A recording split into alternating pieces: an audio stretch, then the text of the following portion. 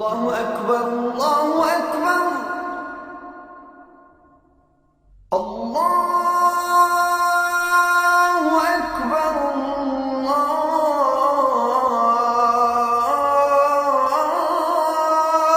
أكبر. Amongst the most important things that every Muslim has to believe is in respect to the events after death. What I want to do is take us on a very brief journey of the soul after death. When a person dies, we believe that the angel of death comes to take the soul. And the journey of the soul rather depends upon whether one is a believer and one was righteous, or one was a person who rejected faith and was committing sins and transgressions. So the journey of the soul of the believer after death is a very pleasant one. The Prophet Muhammad said that this life for the believer is like a prison. So it is like a paradise for the disbeliever and like a prison for the believer. So when the angel of death comes to take the soul of the believer who has died, this soul will leave the body very easily, and the angels who are gathered there will wrap this soul in beautiful, soft and sweet scented cloths, and they will take it up through the heavens. And as this soul goes through the heavens, it will be called by all the good names and praised by the good things that it had done in the life of this world. And then when it reaches the heavens, when it reaches the highest heavens, it will be announced that it will go back to its grave, and it will return to its grave. And then every soul will be questioned, believer or non-believer. Everyone will be questioned. So the two angels, there are two angels who will question in the grave. They are traditionally known as Munkar and Nakir. And they will ask the soul, the believing soul, three very important questions. Who was your Lord? What was your religion? And what did you think of this man who was sent amongst you? Meaning the Prophet Muhammad, may God's peace and blessings be upon him. So obviously the believing soul will reply, my Lord was Allah, my religion was Islam, and this man was Muhammad. And they will say, may you have a goodly end. And then the grave of the believer will turn into as if it were a garden of paradise. It will be spacious and luminous, and the scents and beautiful smells from paradise will come in. And the time of this person in the grave will seem like a short time, because this person will be praying in the grave, making dua in the grave, asking Allah to please let the day of judgment come, because they want to hasten to their place in paradise. So the time in the grave will seem a short time. The day of judgment for everybody is a terrifying and calamitous time, but for the believer there is relative ease. For example, we will describe the day of judgment in the situation of the evil soul, but the waiting on the day of judgment will not seem like that long a time for the believer, like the time between two of the prayers. And every believer, again, will have to pass over the hellfire. We will have to pass over the hellfire on a bridge that is thinner than a hair and sharper than a sword.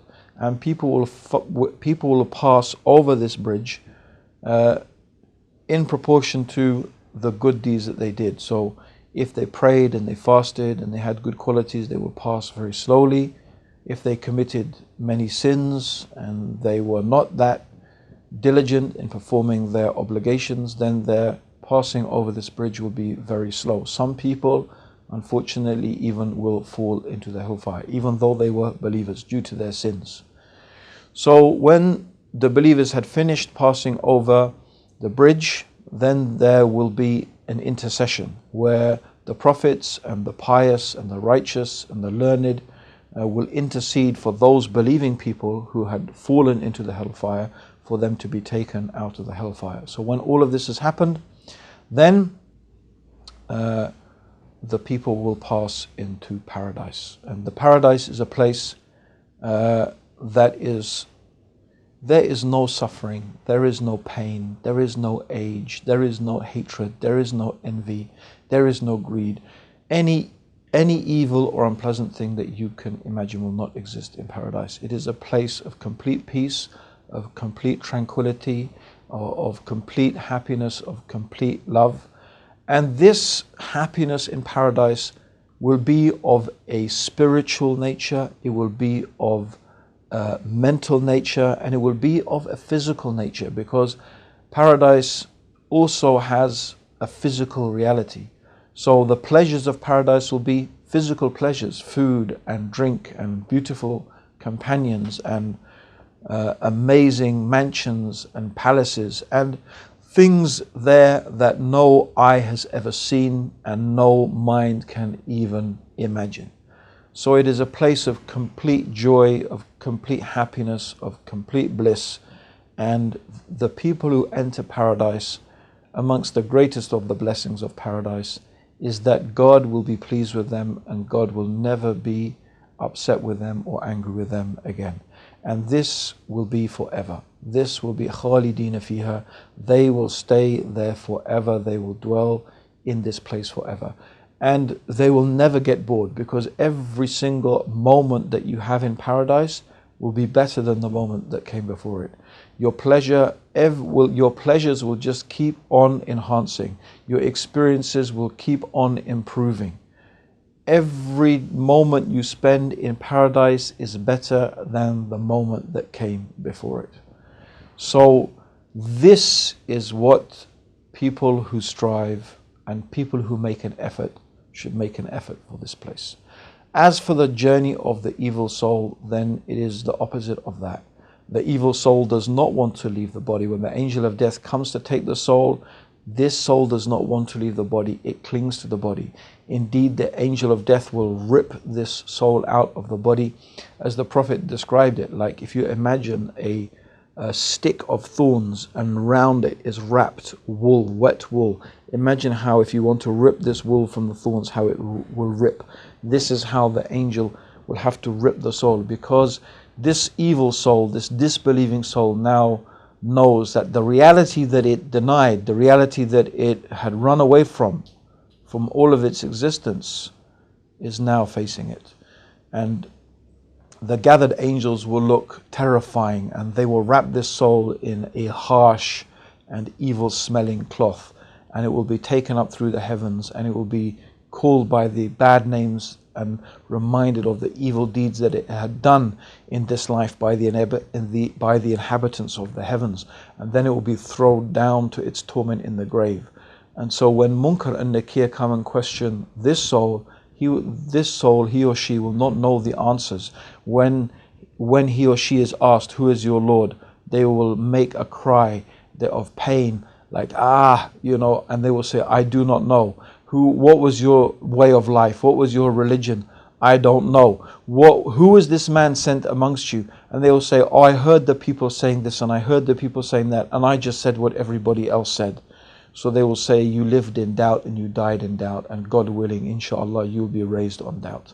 And so this grave will become a place that is constricted, and then the smoke and the heat and the stench of the hellfire will come to their grave, and they will pray, "May the day of judgment never come," and their life in the grave will be like a long time.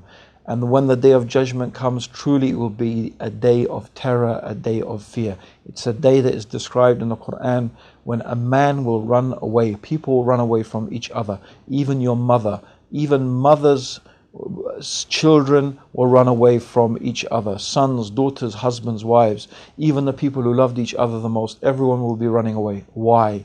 Because on this day, everyone is only going to care about themselves. Because the deeds will be weighed. Every deed will be weighed. Everything will be accounted for. Every single little bit of evil and every single little bit of good will be measured and will be accounted for. So people will be only concerned that I will have enough deeds to go to paradise, that when God weighs my deeds in scales, that my scale of evil deeds will not outweigh my scale of good deeds. Even though a person ultimately will not go to paradise because of their deeds. No, because of the mercy of Allah, the grace of God, right? But still, this is what God will weigh. God will weigh up the deeds, right? So whoever's deeds of scale of deeds is heavy with evil, they will go to hell. So this is the day of terror, this is the day of fear. People will run, they will be sweating, they will be terrified. And the people who disbelieved, how long will this be? It will seem like 50,000 years. Just the day of judgment will be like 50,000 years. Just that one day. And then at the end of this wait of 50,000 years, the people who made partners with God, and we talked about this in our first video on this series, the people who made partners with God, God will not even question them. They will just be dragged into the hellfire. What is this hellfire? This hellfire is a place of unbelievable suffering and pain. There will be no happiness, there will be no joy, only anxiety and worry and stress and fear and terror. Death will approach people there from every single side, but they will not approach death. The fire will burn the skins, but God will recreate the skins so the skins can be burnt.